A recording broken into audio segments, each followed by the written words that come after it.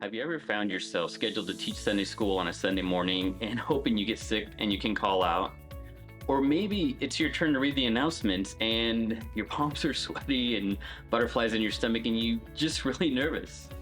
If either of these examples sound like you, I can understand. And there is a good chance that you are not operating and serving in areas that utilize your spiritual gifts. This reminds me of a story, a fable called Animal School, written by George Reeves, and I'll tell you a very condensed version. Once upon a time, just after the seventh day of creation, all the animals got together and decided to create a school so that they would each know how to survive in this new world. They decided that the subjects they all needed to learn were running, climbing, swimming, and flying. All the animals took all the courses. The duck was really good at swimming, but he barely passed his running class. And since he wasn't very good at running, he stayed after school to practice. Eventually, his webbed feet became so sore and worn from running that he ended up barely scoring an average in his swimming. The rabbit was the best runner in the class, but since he wore himself out practicing all his swimming, he barely passed the running exam. The eagle, now there's your problem, child. He would not conform to the way that the teacher wanted everything to happen. Even though he was the first to the top of the tree in climbing class, he did it his own way by flying instead of actually climbing. By the end of the school term, each animal, while passing overall, finished with feelings of incompetence, discouragement, and failure. And having served in many roles over the years in many churches, I can identify with this story.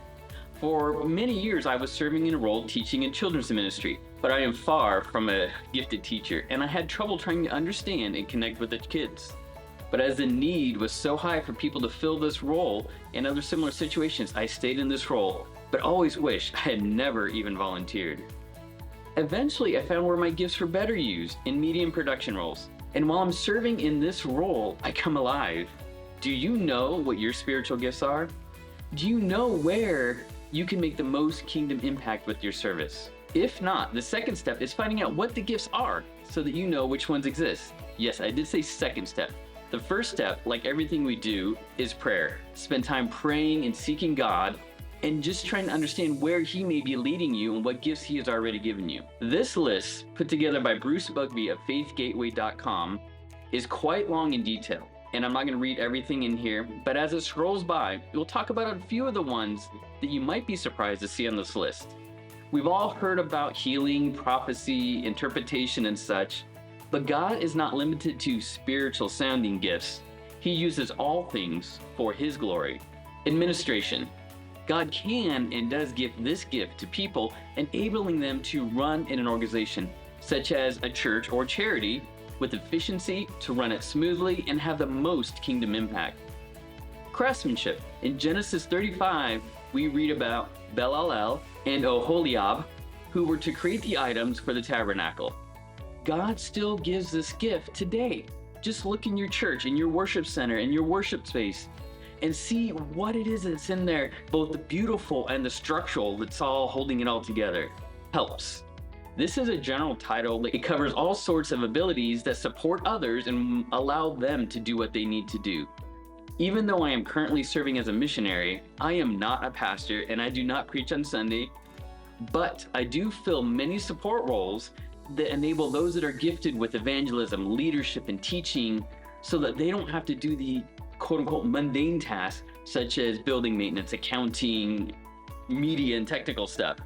We've covered the importance of operating in your spiritual gifts and learned about the various gifts. Now comes the harder part, discovering what gifts you have and how to begin serving in them. Serving. Notice that all these gifts are serving gifts.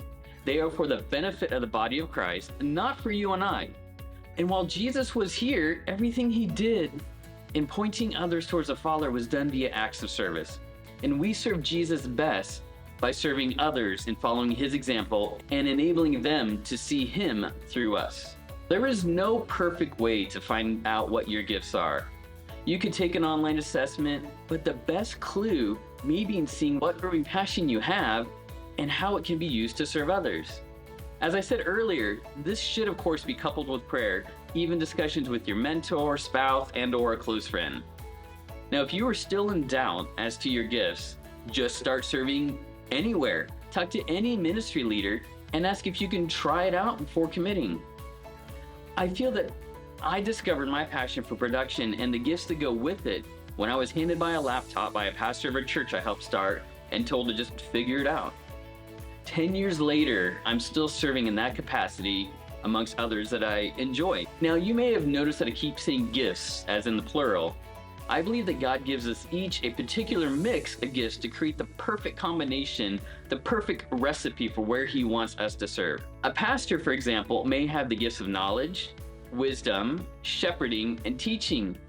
And he or she may not be a great administrator, but that is where someone with that gift, and perhaps the gift that helps, can step up and help the pastor with the day-to-day operation of the church, freeing he or she up to pray and spend time in study instead of the things that bog them down. Now it's up to you. Seek and find your unique gift and serve Jesus by serving others.